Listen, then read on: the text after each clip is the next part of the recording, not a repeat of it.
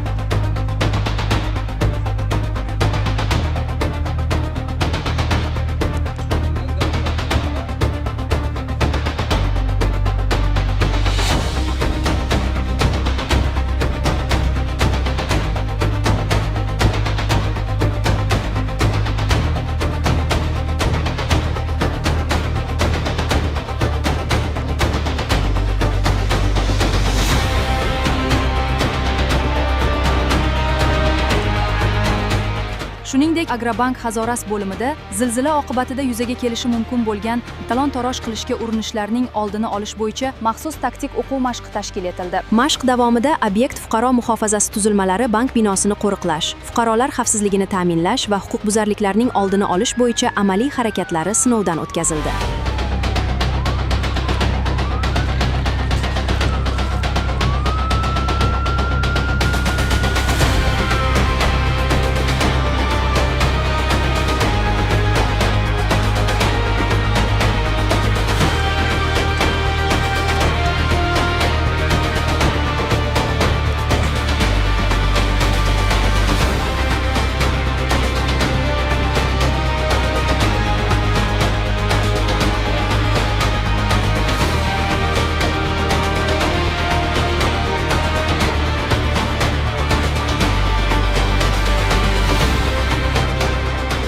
Hazoras tumanida davom etayotgan hamkorlikdagi qo'mondonlik shtab o'quv mashqlari o'z nihoyasiga yetdi. Faol ishtirok qilgan bir guruh tashkilot rahbarlari tuman hokimining tashakkurnomasi va esdalik sovg'alari topshirildi.